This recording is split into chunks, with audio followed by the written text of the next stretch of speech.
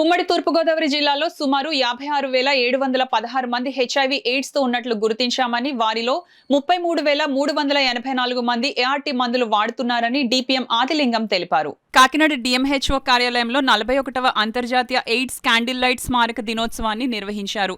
కార్యక్రమానికి YRG care సంస్థ ప్రతినిధి మోర్తా మాలతి స్వాగతం పలికారు. డిపిఎం ఆదిలింగం అధ్యక్షతన జరిగిన కార్యక్రమంలో Harish charitable organisation chairman Talatam Harish ముఖ్య అతిథిగా పాల్గొన్నారు.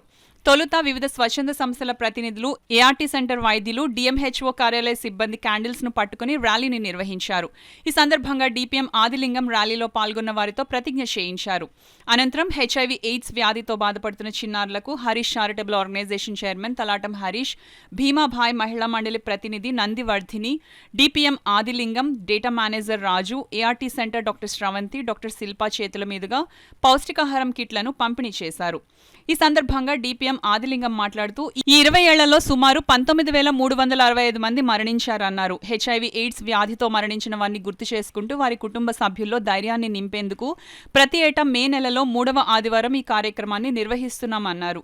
Harish charitable organisation chairman Talatam Harish మాట్లాడుతూ ప్రతి ఏటా ప్రాణాంతక వ్యాధితో బాధపడుతున్న చిన్నారులకు పౌష్టికాహారం కిట్లను అందిస్తున్నట్లు చెప్పారు. ఈ కార్యక్రమంలో డిఎంహెచ్ఓ డేటా మేనేజర్ రాజు, స్వచ్ఛంద సంస్థల ప్రతినిధులు, మహిళలు, చిన్నారులు పాల్గొన్నారు.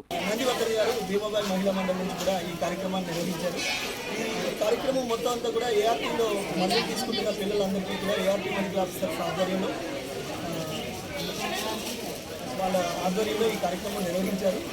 జిల్లా కలెక్టర్ గారు ఆదేశాల ప్రకారంగా డిఎంహెచ్ఓ గారు, అదనపు జిల్లా వైద్యాధికారి, AIDS and leprosy and TB officer అయిన డాక్టర్ రమేష్ గారి ఆధ్వర్యంలో నిర్వహించారు. ఈ కార్యక్రమం ప్రతి సంవత్సరం కూడా 3వ ఆదివారం నాడు హెచ్ఐవితో బాధపడుతున్న వ్యక్తులు కానీ వారి తాలూకా కుటుంబాలకి ధైర్యాన్ని నింపడం కోసం ఈ కొవ్వొత్తుల ర్యాలీని నిర్వహిస్తూ ఉంటామని ఈ సంవత్సరం కూడా అదేవిధంగా డిఎంహెచ్ఓ ఆఫీస్లో జరగడం జరిగింది.